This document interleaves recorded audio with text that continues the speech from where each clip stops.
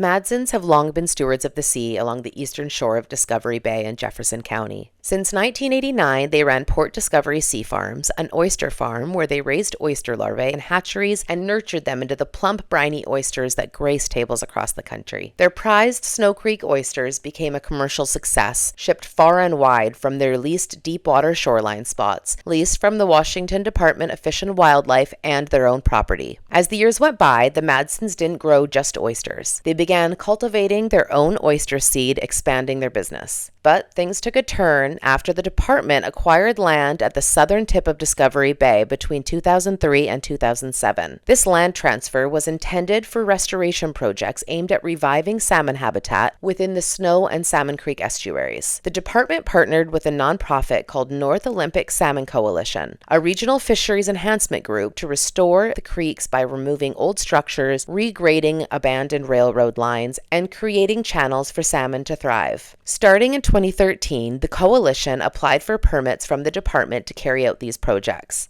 Though required to indicate if their work qualified as fish habitat enhancement, the coalition permit applications did not explicitly mark it as such, nor did they submit the necessary supplemental forms. Still, the department issued permits after more than 600 days of review, allowing extensive work that included moving thousands of cubic yards of material, tearing down collapsed buildings, and removing toxic wood waste. Then, in 2015, disaster struck the Madsens oyster farm. Tom Madsen recalled seeing eerie plumes of oil drab water rolling in from the direction of the restoration site, leaving behind a slimy goo that coated their oyster beds. The oyster seed perished, and the thriving oysters grew deformed and discolored, completely unsellable. A shellfish pathologist confirmed their worst fears. Exposure to toxic substances released during the restoration project was the likely cause of the oyster deaths and deformities. Feeling the sting of this catastrophic loss, the Madsens took legal action. They sued the department, alleging trespass, negligence, and nuisance, seeking damages allowed under state law for trespass. The department fought back, claiming immunity under a state statute that protects fish habitat enhancement projects. The Madsens argued this immunity only applied to the department's permitting actions, not as landowners responsible for damage on their property. The trial court denied the department's request for summary judgment, citing unresolved factual questions about whether the department acted with gross negligence or willful misconduct. At trial, the focus was on whether the department's actions caused particles of toxic sediment to invade the Madsens oyster beds, a trespass under state law if proven. The jury was instructed that to find for the Madsens, they had to believe not only that the department caused the invasion and damage, but also that the department acted with gross negligence or reckless disregard. After deliberation, the jury agreed the department had trespassed, but did not find evidence of gross negligence or willful misconduct. Without that finding, the jury couldn't award damages, and the trial court ultimately ruled in favor of the department, upholding its immunity. The Madsens, undeterred, are appealing, seeking justice for the damage done to their livelihood by the very restoration meant to protect the environment they depend on. Let's take a look.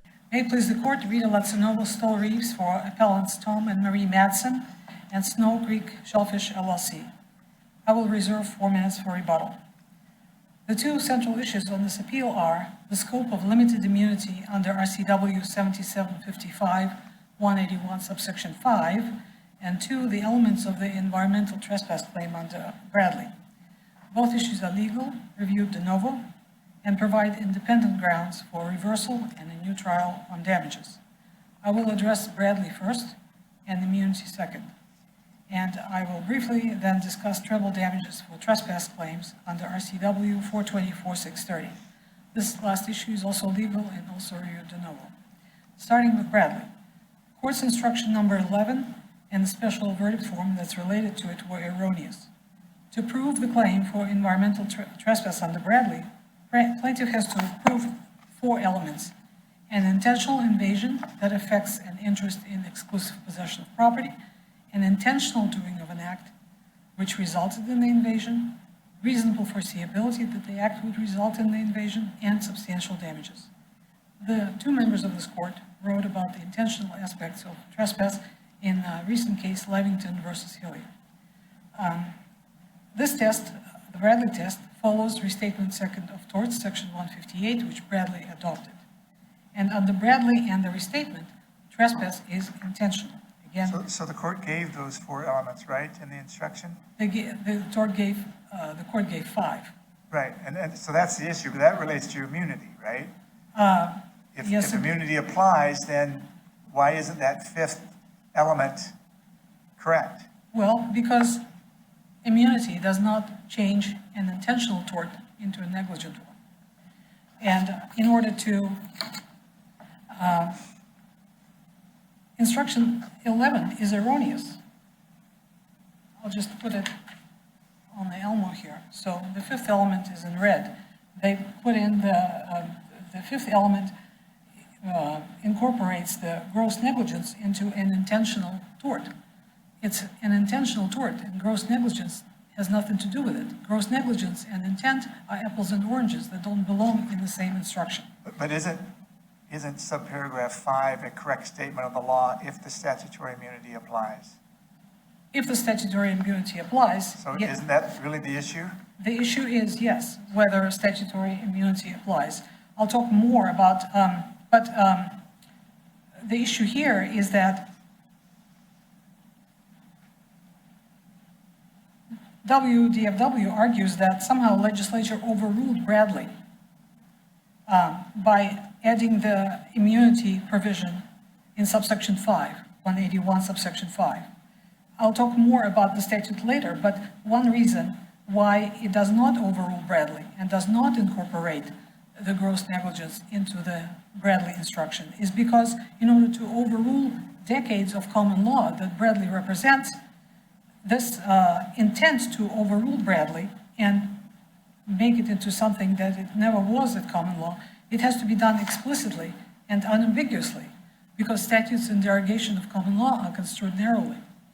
So the court must presume that the legislature, when it passed subsection 5, the immunity part, was aware of Bradley.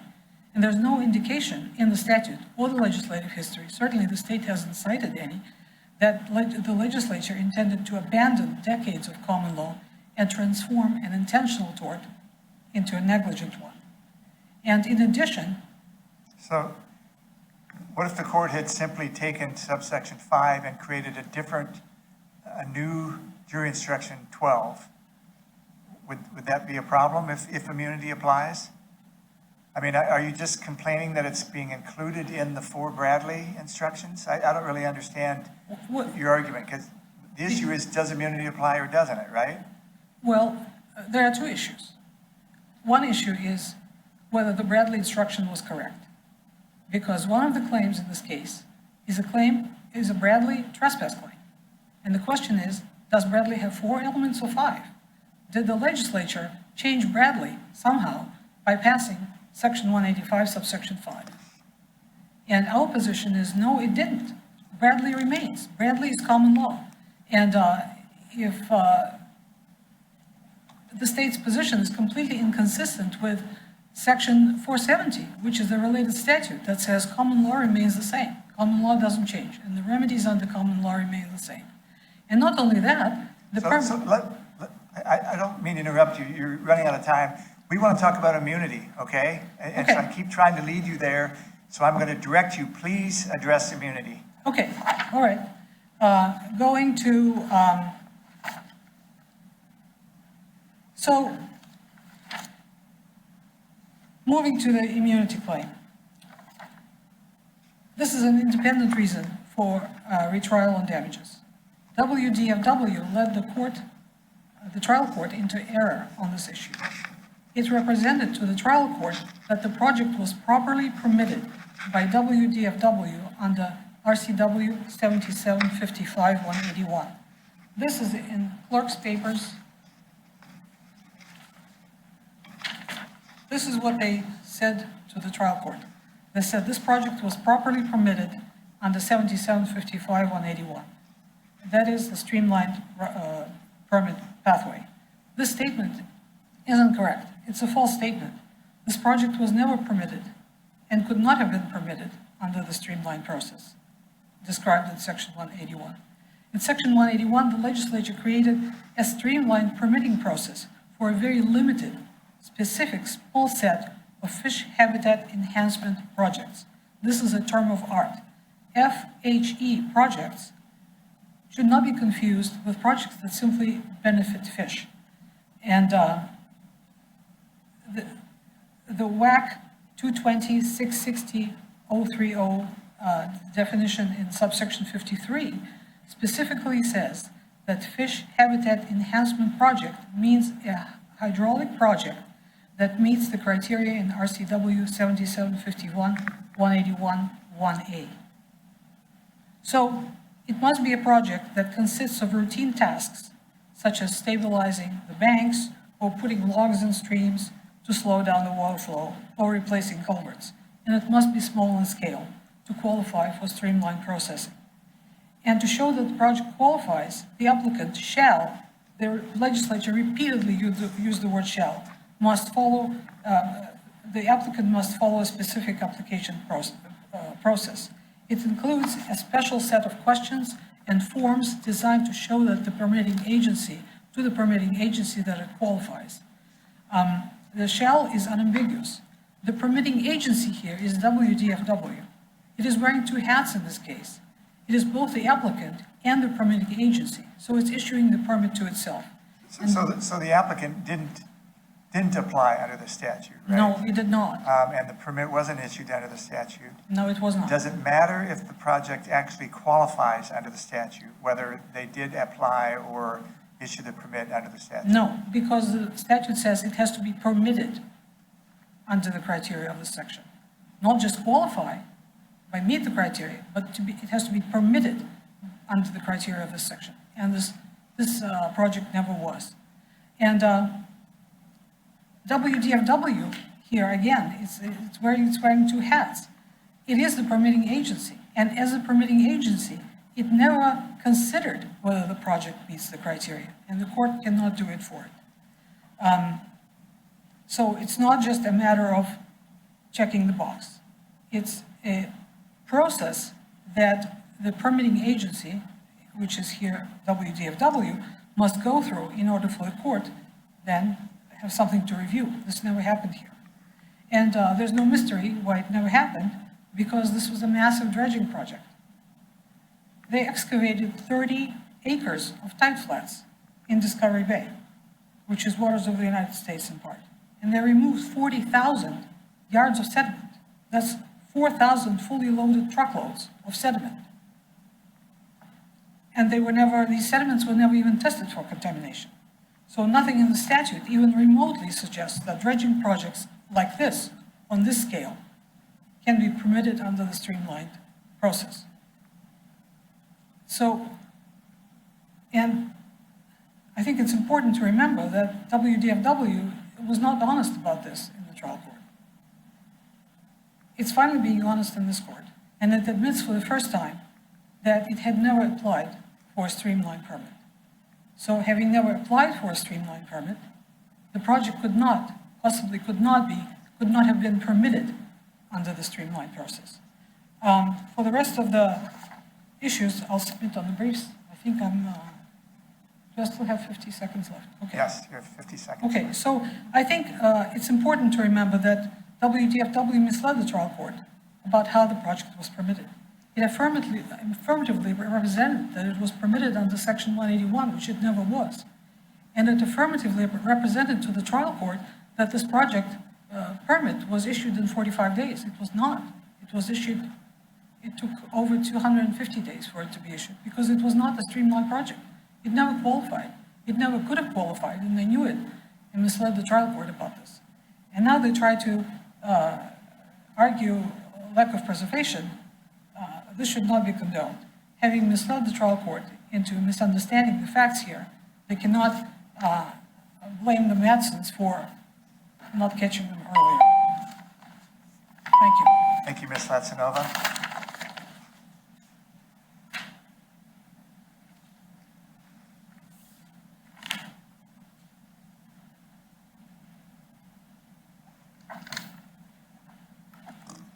May it please the court, Ann Trevitt on behalf of the respondent defendant, the Department of Fish and Wildlife. The legislature enacted RCW 7755-181 to encourage and facilitate salmon habitat efforts. salmon recovery efforts. And in doing so, it precluded liability against the state for any adverse impacts resulting from a fish habitat enhancement project that was permitted by the department, unless there's a showing of gross negligence or willful or wanton misconduct. Well, you left out some of the language of the statute, right? Permitted by the department under the criteria of this section. Yes. So what does that mean? That is the central issue here. If the court moves past preservation of error issues and goes to the application of the immunity, and I'll address that first. So the key issue for this appeal on the merits is what the legislature meant when it said in this RCW that the fish enhancement project has to be permitted by the department. And I'd like to just first respond to the suggestion that there was any dishonesty at the trial court level. This RCW talks about multiple and different types of permits. The NOSC, acting as an agent of the state, submitted a JARPA application and received an HPA permit from the Department of Fish and Wildlife. That satisfies the permitting requirement in subsection 1, let's make sure I cite that correctly, subsection 3A. That's what the briefing refers to when it talks about this project being permitted by the department. If we look to the plain language of the statute of 77-55-181, we can see what the criteria mean. You can look through all those elements and see what does a project have to accomplish in order to qualify. Subsection 1A has 4 subparts, and a fish habitat enhancement project has to meet or accomplish one of 4 specific tasks in order to complete that portion of the criteria. So examples are things like eliminating fish passage barriers, work involving culvert repair, restoring an unstable stream bank, placement of woody debris, restoring native vegetation. These are all things that, all 4 of them, were all things that this particular project accomplished. This section doesn't say that the project has to be dominated by this type of work. It says it has to accomplish 1 or more. The Regal-Brugge case has already addressed the issue about, does the project itself have to have a primary goal, a partial goal? What if it does something like help slide remediation and fish habitat restoration? And the Regal-Brugge court said, it doesn't matter what the primary goal is or if there's more than one goal. Here, there is no dispute in the record. It was never brought forward at the summary judgment phase, and it certainly wasn't addressed in the briefing at summary judgment that any of the elements of 1A don't apply. So let's say we agree with you that at least one applies. Does it matter if the application wasn't made under this section? It does not. I'm so sorry. And the permit wasn't issued under this section, right? There wasn't a 15-day comment period. There wasn't a 45-day decision by Fish and Wildlife as to whether this qualifies or not. So does it matter that it would have qualified if they had applied under the section? To determine when a project meets the criteria of the statute, the court should look to those elements of the statute that are mandatory, not to those that are permissive. So 1A and its 4 subparts, that's mandatory. You have to meet one of these criteria. Section 1C is mandatory. It has to be approved by one of several different ways. This one was approved. That's not disputed under 1C. Section 3A states that a permit has to be issued. That's the HPA permit. What plaintiffs are arguing now on appeal for the very first time, it was never raised in the trial court, is that the permissive streamlined process is a requirement for a project to meet the criteria of the section.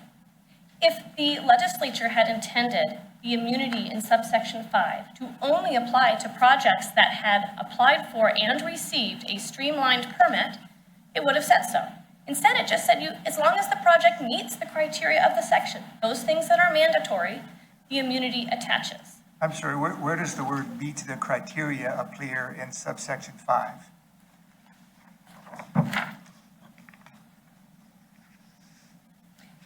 It says that, Permitted by the department or the Department of Natural Resources under the criteria of the section.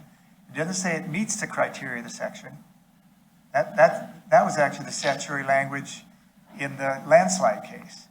It talked about whether it satisfied the criteria. This doesn't say anything about meeting the criteria. It says permitted under the criteria of this section. and I would argue that Section 3A is a permit by the department under the criteria of this section.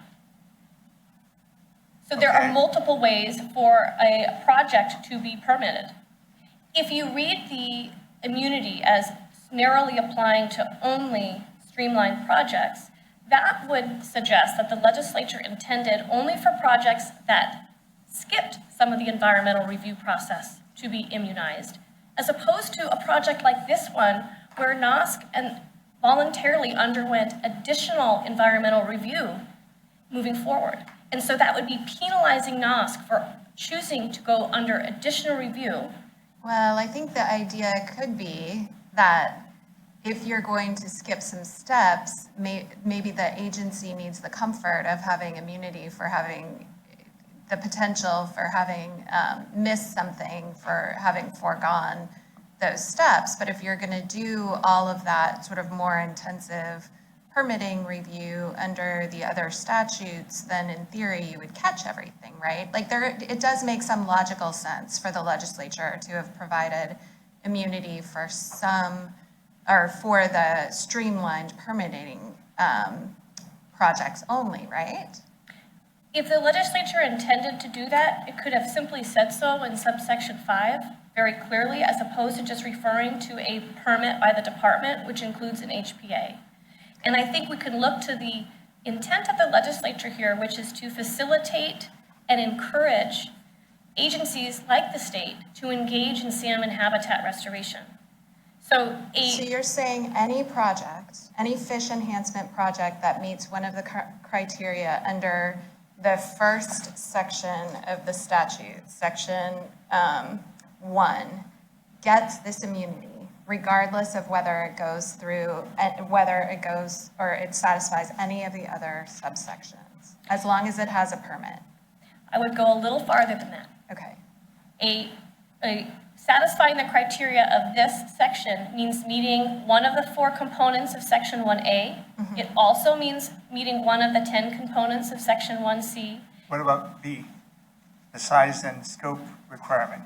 Did the department make a size and scope determination in this case? It did not. And you'll notice that Section 1B is not a requirement on the project. That's a requirement on the state. The regulatory court also looked at an argument about size and scope under that case and said the fact that the state did go forward with a permit tells us that they didn't determine the size and scope was too big for it to go forward. And I think, again, we're looking at what can the project do? What can NOSC do to make sure it satisfies the requirements of the section? I believe the legislature is immunizing the state for projects when the agency or individuals creating, running, and implementing those projects have done everything they can do to meet the requirements of 1A, 1C, and 3A.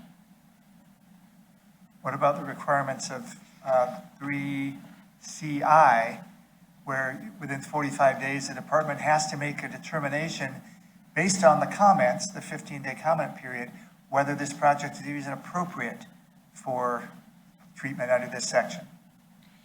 Again, that component of the statute is a requirement on the Department of Fish and Wildlife as a permitting agency, not as the project itself. So NOSC, for example, can't issue its own 45-day response. That isn't part of the project meeting the criteria. There are also other statutes that talk about when that 45 days can be extended. I don't believe, again, that the legislature was intending immunity that it set forth in subsection 5 not to apply because something was issued 46 days or 47 days later. That delay doesn't have any relationship to the purpose behind the immunity. But the department still has discretion, basically, as to whether or not this project should be handled under this section, right? I mean, had the application been made under the statute, that they have to make a determination whether this project is appropriate, because not every fish enhancement project is appropriate for treatment under this section. Is that correct? That is correct. So how can we know? How can we know what the department would have done if, in fact, the application had been made under this section? We don't have to know what the department would have done. All we have to know is to look at the facts in the record and determine if the trial court properly decided that as a matter of law, based upon the summary judgment record, that this project met the requirements of section 1A, 1C, and 3A. The trial court did find that.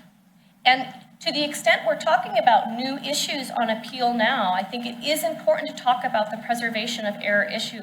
None of these citations, Bradley, 1A, 1C, the streamlined permitting process, all these arguments are brand new on appeal. The trial court was not offered any opportunity to consider these arguments when it was ruling at summary judgment. The plaintiffs did not file a motion for reconsideration. That became the law of the case at that point. Thus, the instructions, including the immunity, were also appropriate. Can you clarify for me, in your argument, the difference between an issue and an argument, or whether there's no difference? I think if you look at the purpose behind the preservation, it's to give the trial court an opportunity to rule on it.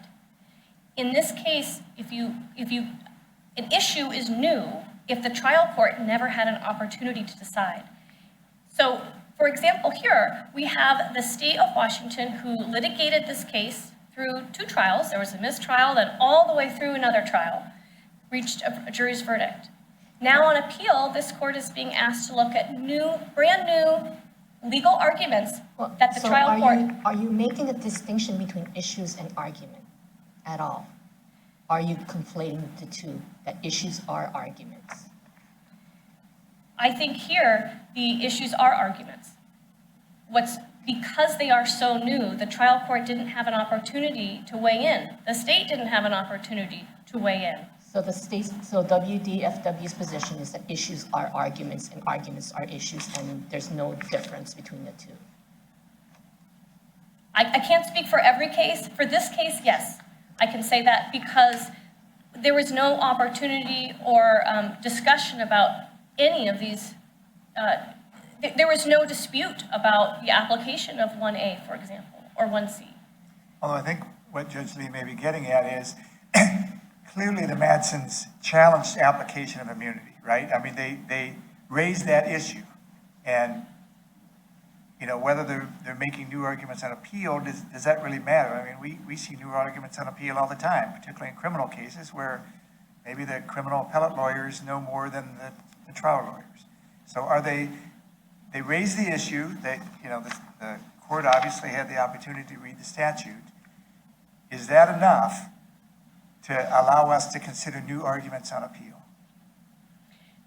The state's position is that because every argument set forth is brand new on appeal, that this does not satisfy the purpose of the rule of appellate procedure 9.12, because there is an inherent unfairness to the state to litigate a case all the way through a trial only to be asked to go back and start from scratch from something that was never raised before. But 9.12, Route 9.12, that talks in terms of issues, not arguments.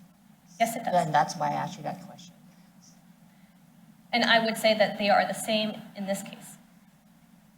Before your time expires, what do you think or how do you think we should approach sort of the more general principle that we should interpret immunity provisions narrowly?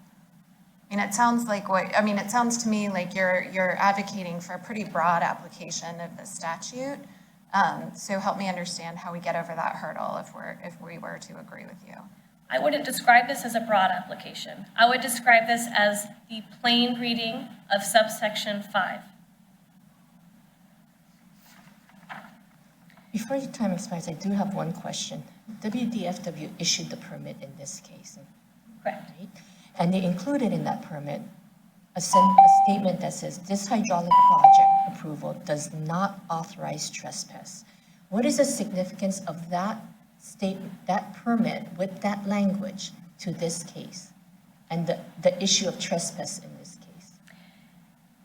That language does not apply to the immunity question because subsection 5 does not depend on the cause of action. It doesn't matter whether it's intentional, it doesn't matter whether it's negligent, it doesn't matter whether it's a trespass. The legislature said any adverse impacts caused by the project. Right. So while you may, and I suppose the second argument there in response is if there is a trespass and that the parties are really worried about, that's evidence of gross negligence that could be discussed at trial. Here, the trial jury found no gross negligence. Can there be an interpretation that with that language in the permit, the HPA, that the department waived its immunity under the statute? I don't believe so, because the statute applies to all claims. Right? Thank you. Thank you, Ms. Trivett. Let me get organized. So, starting with just a few points, starting with Judge Lee's last question about the no trespass language in the HPA permit. If immunity applies under the statute, it applies only to activities that are permitted. It doesn't apply to activities that are forbidden. And in this case, trespass is forbidden under the HPA. And so this, I think, defeats any immunity claims that they make here. On preservation, the issue was preserved. I refer the court to Clerk's Papers 2862, which is briefing on summary judgment by the Madsens. And they said, this is a quote, RCW 7751-55181 only confers immunity for actions by WDFW in the streamlined process defined in the statute. That's 2862. Additional citations to the same effect are at CP 2856, 2858, and 59. So the issue was preserved. And certainly it's not unusual for courts to entertain additional arguments once the issue is preserved. And again, I would emphasize that WDFW misled the trial court below. It misrepresented that it got the permit under Section 181, which now admits it did not. Didn't even apply for it. You cannot get a permit without applying for it. They did have an HPA, but they didn't get a streamlined process. And so Section 181, subsection 5, the immunity section, applies only, and here's the statute. They are omitting critical words from subsection 5. No civil liability may be imposed by any court of the state for any adverse impacts resulting from a fish enhancement project permitted by the department under the criteria of this section. So it has to be a fish enhancement project, not just any project that's good for fish. Fish enhancement project is defined in the WAC as a project that meets 181(1)(a), meaning it has to be limited to one or more of the following tasks. And this issue has been litigated, and WDFW has lost it already in the PCHB case in Snohomish County about the Leck Island that involves the dike removal. Here's a quote from the PCHB decision in that case, that they never appealed. The legislation creating a streamlined process for certain fish habitat enhancement projects was proposed to remedy problems people were experiencing trying to implement simple fish habitat enhancements. Only 3 types of projects were given the benefit of the streamlined permitting. Number 1, eliminating fish passage barriers. Number 2, repairing stream bank erosion. And 3, placing woody debris in stream structures. And there's also culvert removal now, so that's 4, that's 4, not 3. So, and then the PCHB continues.